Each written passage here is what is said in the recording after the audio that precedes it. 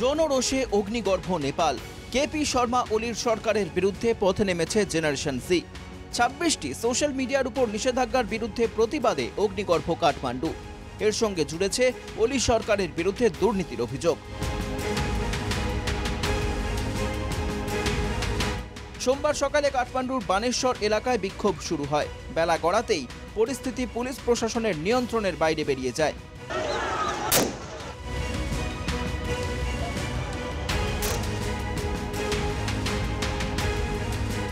বিক্ষোভকারীদের একাংশ ব্যারিকেড ভেঙে নেপালের সংসদ ভবনে ঢুকে পড়েন, ধরিয়ে দেয় আগুন। প্রতিবাদীদের ছত্রভঙ্গ করতে শূন্যে গুলি ছোড়ে পুলিশ, ছোড়া হয় রাবার বুলেটও।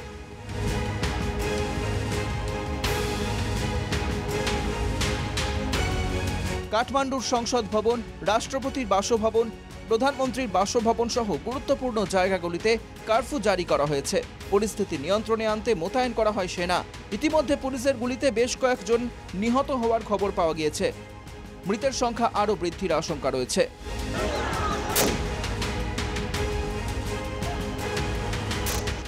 তবে শুধু সোশ্যাল মিডিয়ায় নিষেধাজ্ঞার জন্যই এই প্রতিবাদ এমনটা মনে করছেন না অনেকেই। কারণ নেপালের বর্তমান প্রধানমন্ত্রী কেপি শর্মা ওলির নেতৃত্বাধীন সরকারের বিরুদ্ধে বেশ কয়েকদিন ধরেই দুর্নীতির অভিযোগ উঠছিল। দেশে আর্থিক বৈষম্য নিয়েও ক্ষোভ বাড়ছিল ছাত্র যুবদের মধ্যে। মনে করা হচ্ছে আগে থেকে জমা হওয়া ক্ষোভেরই বহিঃপ্রকাশ হয়েছে।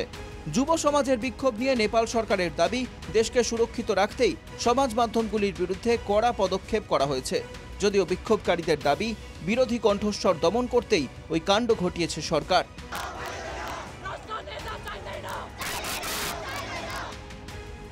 Bureau report, NKTV Bangla.